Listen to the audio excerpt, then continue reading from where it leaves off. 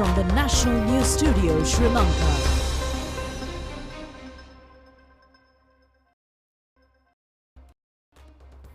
Good evening, this is the National News Broadcast coming to you live from the Rupavahini Studios. Bringing you your stories for today is Clifford Richards and I'm Shah Mascarenhas. First, it's a look at the day's headlines.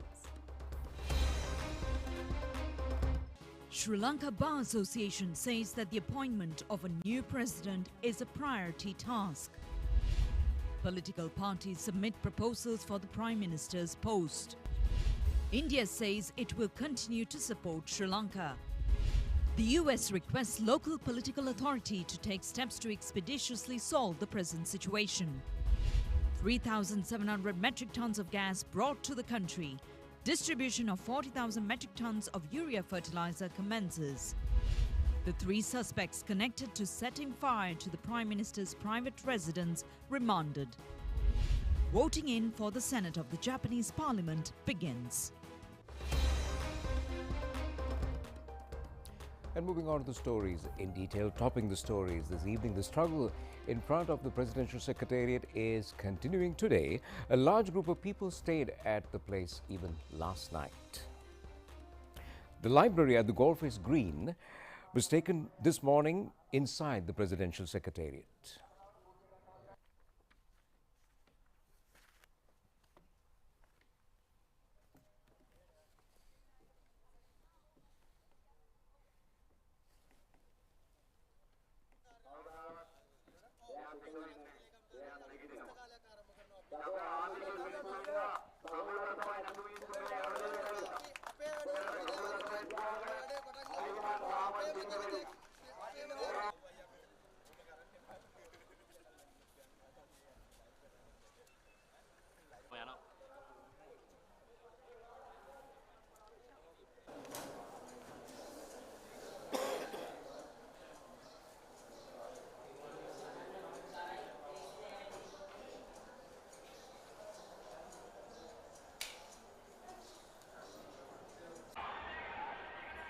The protesters in front of the Presidential Secretariat are continuing to stay at that place.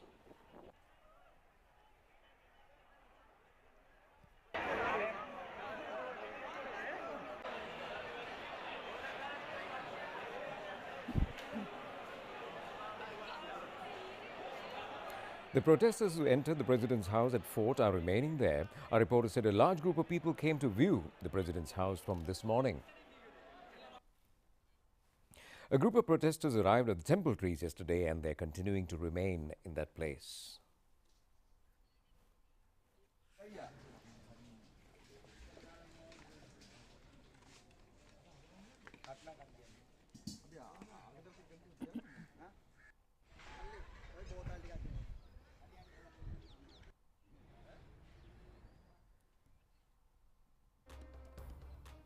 Well, the Bar Association says it is an essential task to expedite the process of the resignation of the present president and the appointment of a new president. Chairman of the Bar Association, President's Council Sarnia Peiris said that the new Prime Minister should be appointed with the agreement of all political parties. He added that the President and the Prime Minister and the Parliament should ensure a smooth transition of power in order to secure political and economic stability in the country. In terms of the Constitution, for the President to resign, he must address a letter in writing signed by him to the Speaker of Parliament. Now, in terms of the Constitution, when the presidency falls vacant, the Prime Minister would take over as acting president. If the Prime Minister is not able to act as president, then it would be the Speaker who will act as the president of the country. And that is for a maximum period of 1 month. Within that 1 month, Parliament must elect the successor to the President for the balance period of the current President's term. So the successor who is elected will hold office until the term of the present President is over. So Parliament has up to 1 month to elect the successor to the President.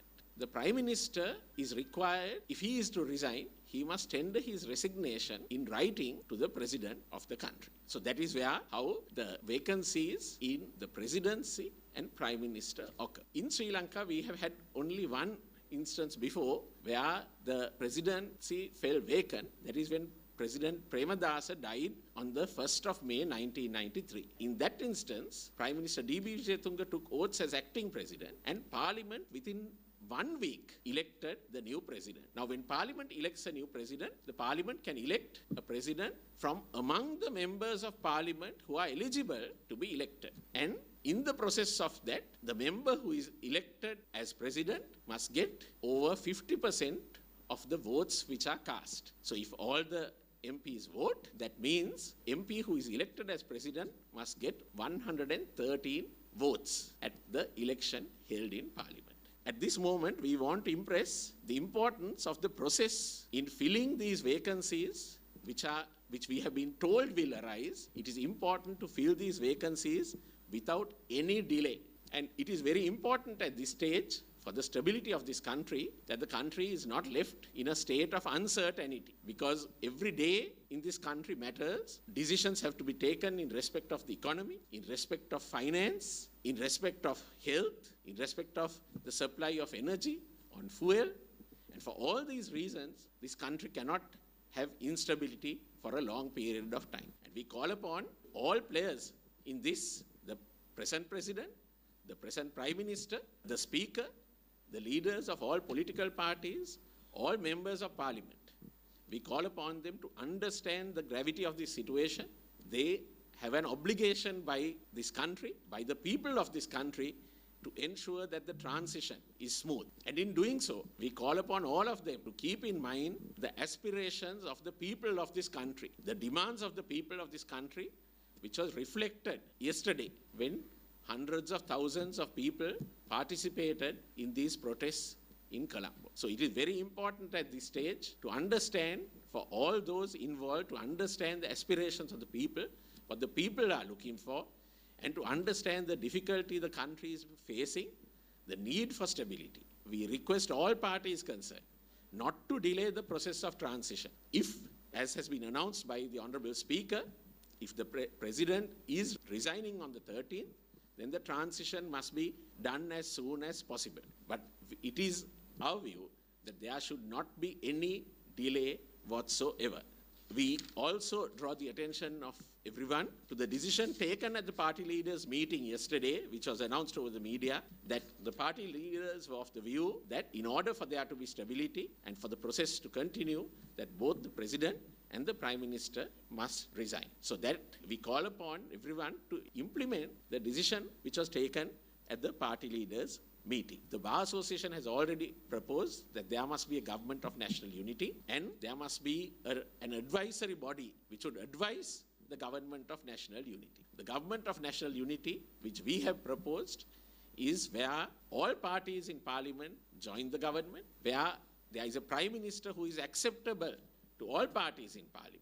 And the government of national unity must have a common minimum program to address Sri Lanka's urgent economic issues, the urgent social issues which are in this country, and which must urgently address the shortage of fuel, of gas, and other essentials, and the issue of rising prices in this country.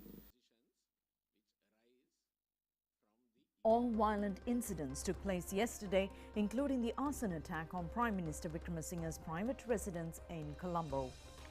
The Bar Association of Sri Lanka wants to unequivocally condemn the violence which happened yesterday. Firstly, we witnessed there was a shooting which resulted in injuries on some protesters and which resulted in them having to be hospitalized. Then, towards evening, there was a brutal attack on the MTV's rehearsal journalists at 5th Lane. And thereafter, there was a torching of the Prime Minister's private residence. We wish to say unequivocally that all acts of violence should be thoroughly condemned, should be investigated impartially, and all those responsible should be dealt with. We must all understand that all acts of violence by any party in any form at this time will destabilize our country. It will damage our country. It will worsen the country's economic situation. It will worsen the plight of the people of this country who are facing untold hardships. And for that reason, all of us in Sri Lanka must step back from violence and understand that violence does not benefit anyone. Well, three suspects connected to the setting of fire to the private residence of Prime Minister Ranil Wickremesinghe have been remanded. The residence was severely damaged due to the last night's fire. Investigations into the incident have been handed over to the CID. Well, a tense situation prevailed near the private residence of Prime Minister Ranil Wickremesinghe since last evening. A group gathered at the place and engaged in a protest.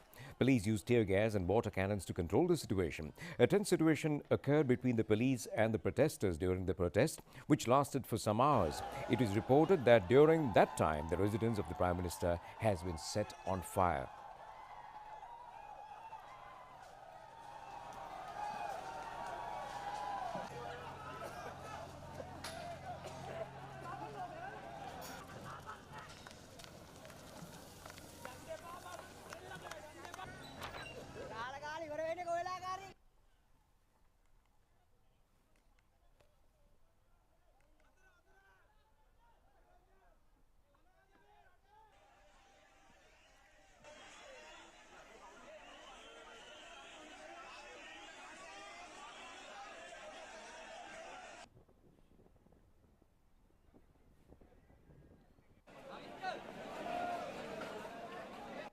Ranil Wickremesinghe මහත්තයාගේ ගෙදරට ගිනි තියලා මැරෙන්න යද්දී ඔන්නයි බේරිලා එනවා කට්ටිය.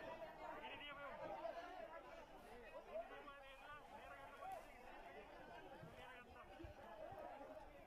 අන්න ගිනි තියනවා.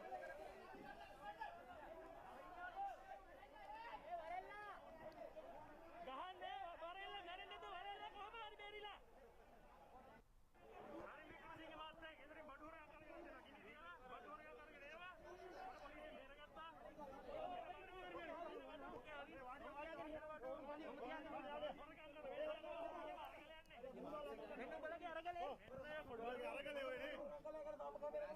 අරගෙන එනවා.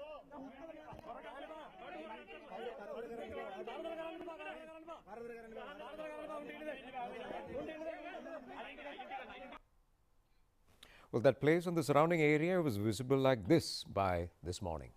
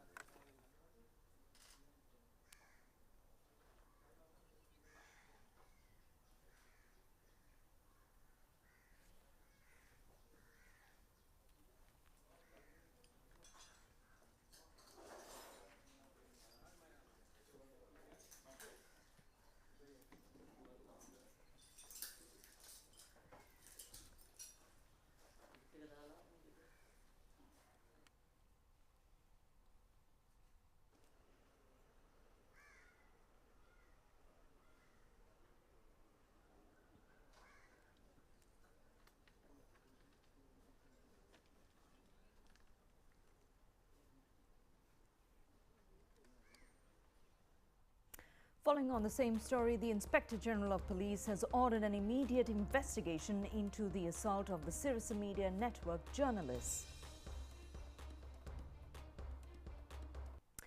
The statement issued by the Police Media Division said today that the IGP and the police expressed their deep regret over the incident. The IGP has ordered to conduct an immediate inquiry against the officers who assaulted and to take necessary steps against the officials who are responsible. It was reported that a group of STF officers assaulted several journalists, including Sirius Media Network, News First journalists who were reporting in front of the private residence of the Prime Minister last evening.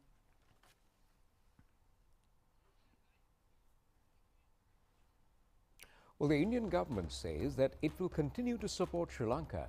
Indian Foreign Minister Dr. S. Jaishankar has mentioned this. Meanwhile, Congress party leader Sonia Gandhi has requested the world community to assist Sri Lanka at this difficult moment. A group of Indian journalists has held discussions with the Indian Foreign Minister close to the Thiruvananthapuram airport. They have questioned the Indian government's stance on Sri Lanka's situation. The foreign minister has said that India's policy is to maintain cooperation continuously. Indian foreign minister said that Sri Lanka is trying to solve the problems and they are watching what Sri Lanka is doing.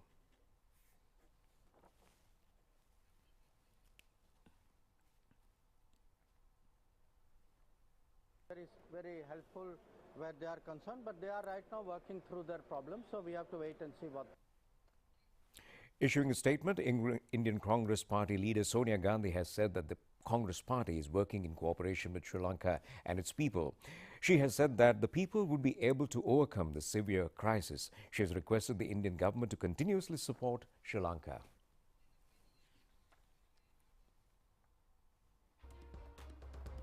And meanwhile, United States urge the political leaders in Sri Lanka to work quickly to achieve economic stability. The U.S. State Department in a statement said that any government should identify and implement solutions that will achieve long-term economic stability and address the Sri Lankan people's discontent. A spokesperson for the U.S. State Department said Washington is closely following the developments in Sri Lanka. The United States condemns any violence against peaceful protesters and journalists. The spokesperson further said that Sri Lankan people have the right to peacefully raise their voices and call for the full investigation, arrest and prosecution of anyone involved in any protest-related violent incidents. The statement added that they urge this government or any new constitutionally selected government to work quickly to identify and implement solutions that will achieve long-term economic stability and address the Sri Lankan people's discontent over the worsening of economic conditions, including power, food and fuel shortages. Further, the United States called on the Sri Lankan parliament to approach this juncture with a commitment to the betterment of the nation, not any one political party. The European Union is monitoring the developments in Sri Lanka and called upon all parties to cooperate and focus on a peaceful, democratic and orderly transition. It is the responsibility of all party leaders to pave way to a solution to the current crisis and return back to normalcy, the EU statement added. The European Union is assessing the available options to further step up its support to Sri Lanka's population. The UK Minister of Foreign, Commonwealth and Development, Office Lord Ahmed of Wimbledon, said the situation in Sri Lanka is alarming. In a Twitter message, he has indicated that the political and economic challenges will not be solved by violence. Peaceful protests must be protected and all those on the streets as well as security and police forces must show restraint. High Commissioner of the United Kingdom to Sri Lanka and the Maldives, Sarah Hulton, also said that the UK government is following events in Sri Lanka carefully. She added that peaceful protest and discourse essential to Sri Lanka's democracy. Well, the series of events that occurred yesterday has definitely attracted the attention of the world media in particular. News agencies, global news agencies, as well as top news agencies in many countries have given priority for the Sri Lankan protests in their news broadcasts.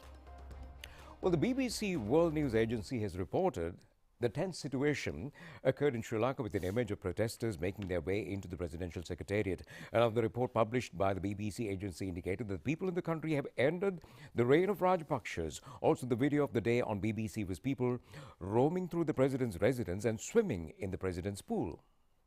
US says CNN agency shared an in-depth analysis of the country's situation. The headline given by CNN for the story read, "As Sri Lanka's leader agrees to step down, protesters sing in the streets. But the future is uncertain and the economy is wrecked." Protesters storming the president's residence and the secretariat were the images shared on the CNN platform. And meanwhile, Al Jazeera website indicated that Sri Lanka hopes to install a new government after a day of chaos and rage. Also, the Global News website had shared photos of protesters swimming in the pool inside the president's house, demonstrators protesting inside the president's house, and firefighters trying to douse a fire at Sri Lanka Prime Minister's private residence in Colombo. The headline stories of Russia's RT news agency were also about Sri Lanka's situation. Sri Lanka's president and prime minister offer to step down, but chaos remains, was the headline story for the Washington Post. The Indian news agency, including NDTV, Times of India, Hindustan Times and The Hindu, gave priority for the crisis situation in Sri Lanka in the last couple of months. The Asian and European news agencies, including the Reuters, Associated Press and AFP, also shared in-depth news stories over the incidents that took place yesterday in Sri Lanka. The International Monetary Fund says that it will be possible to take forward financial relief discussions by controlling unrest in Sri Lanka soon. The IMF has mentioned this, issuing a statement about the present situation. Sri Lanka is holding discussions with International Monetary Fund to get financial relief as a solution to the economic crisis. Technical level discussions between the two parties ended recently. The IMF believes that Sri Lanka's situation becomes better to expedite financial relief through future discussions. The IMF has said that they are prepared to support Sri Lanka according to their regulations. Now, a ship carrying 3,000 metric tons of gas reached the country today after several days.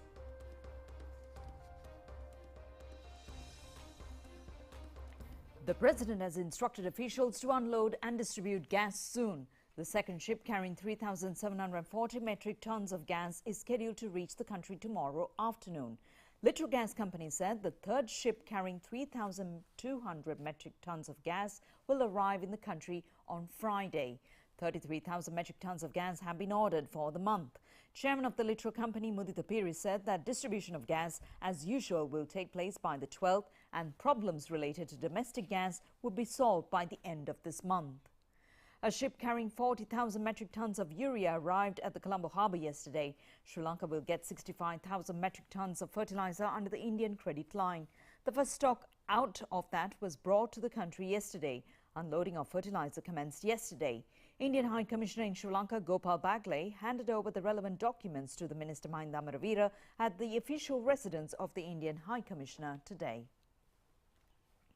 Very happy today that the Honourable Minister for Agriculture, Wildlife, Conservation and Forests, Honourable Mahinda Amaravira ji is here along with other senior officials. Yesterday, a consignment of more than 40,000 tons of urea fertilizer has come to Sri Lanka. Today, I have handed over to him a letter informing him of the arrival of the fertilizer shipment, which is under a line of credit from India. This denotes the support that India continues to extend to our brothers and sisters in Sri Lanka at this time to look after their requirements and needs. I'm very happy that this will particularly help the farmers and will also help the efforts of Sri Lanka to ensure food security of the citizens of Sri Lanka. As a friendly neighboring country, India will continue to be supportive of all efforts to for the recovery of the economy and stability.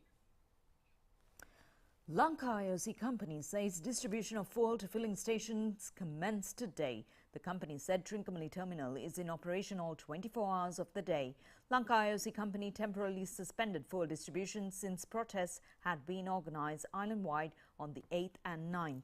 Issuing a Twitter message, General Manager of the company Manoj Gupta said the distribution of fuel commenced from today. However, long lines and queues were seen air filling stations island-wide.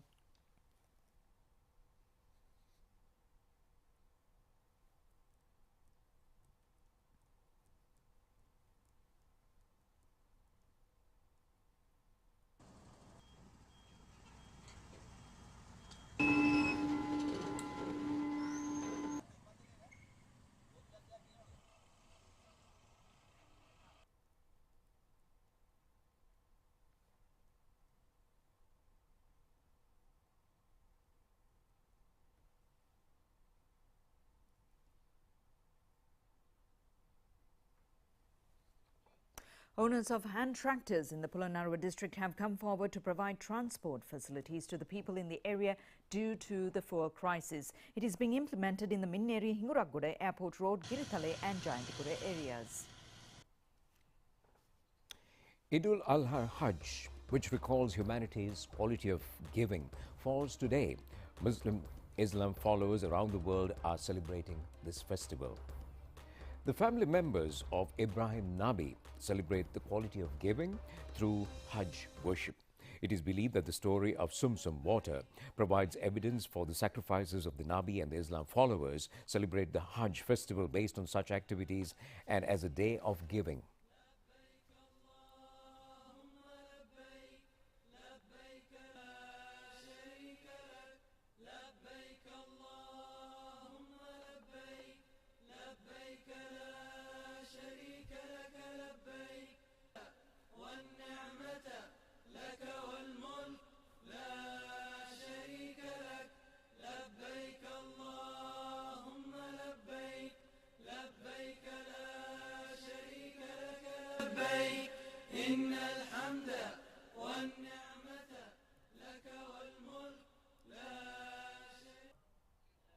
And at home in Sri Lanka, religious practices took place at mosques this morning, island-wide.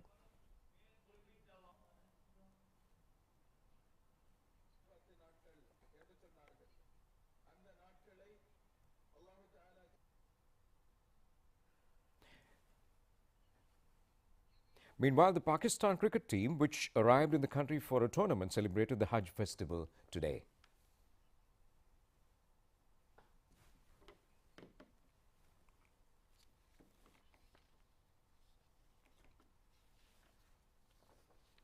Now, opposition leader Sajid Premadasa says that he wishes for peace and contentment for the local and world Islam followers who celebrate the Hajj festival, which provides a broad example on kindness, compassion and love which should prevail among human beings. The opposition leader has mentioned this in his Hajj message. Hajj is the annual pilgrimage of the Islam followers to Mecca. It is considered as the fifth pillar of Islam. Each rich and strong Muslim is bound to perform it at least once in a lifetime. The Hajj festival can be introduced as a festival which depicts the bond between humanity and God.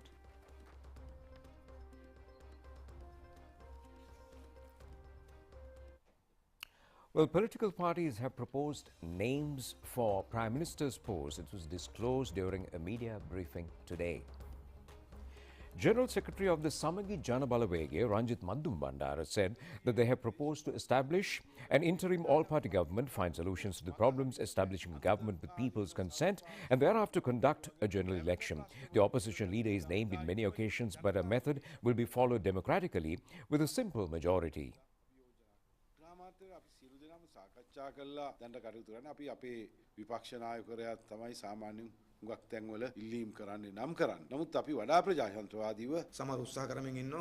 Leader of the National Freedom Front, Wimal Weerawansa, said that their opinion is to appoint a speaker temporarily as the acting president, and all parties represented in parliament should take action to establish a national consensual government administration with a specific program.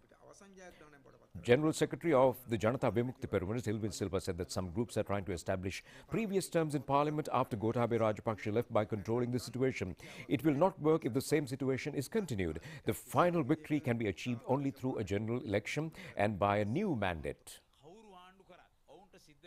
General Secretary of the Frontline Socialist Party, Kumar Gururatnam, said despite who governs, they have to come to an agreement with the aspirations of the struggle. The new law and the new consensus have occurred in the people after the struggle yesterday. All political parties have to work with this consensus, he said.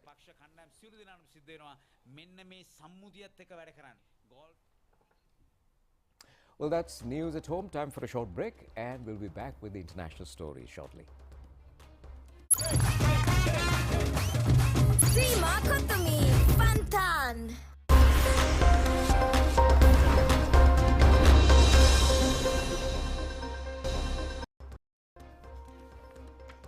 And on foreign news now, Japan's conservative coalition government was set to increase its majority in the upper house of parliament in an election today, 2 days after the assassination of the former Prime Minister Shinzo Abe. Japanese voted today in the shadow of assassination of the former Prime Minister Shinzo Abe that brought heightened security as party leaders avoided mingling with the crowds and delivered messages of upholding democracy and free speech during the campaigning of the day before. Exit polls for the election for Parliament's upper house showed Abe's governing party certain to win a majority victory, possibly propelled by what is seen as a wave of sympathy votes in the country still reeling from the shock of Friday's brazen shooting.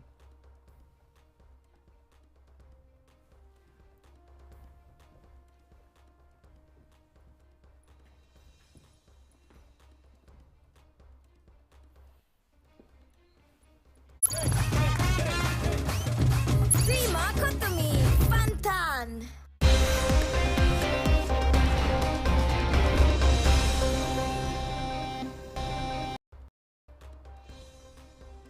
On Sports news tonight. Galle International Stadium has a lot of vibe going on as the third day of the second test between Sri Lanka and Australia. At the close of play today, Sri Lanka was 431 for 6 wickets in their first innings and as a reply to 364 scored by Australia in their first innings. At the commencement of play today, Sri Lanka was 184 for 2 wickets in their first innings. Kusal Mendis was out for 85 as the first wicket of the day. Angelo Matthews recording his 38th half Test century, scored 52 runs. Kamindu Mendis scored his first Test half-century today. Dinesh Chandimal scored his 13th Test century. Kamindu Mendis was out as the 5th wicket of Sri Lanka when he was 61. Dinesh Chandimal was not out on 118 at stumps today. Use the depth of the crease. That was the moment. He waited for a long time. Chandimal scored 100. It wasn't needed. It was well said. Terima Kutumi, Fantan. That's it. That's a look at Rupavahini News for tonight, together with the rest of the crew, with Clifford and myself, wishing you a very pleasant Sunday. Good night.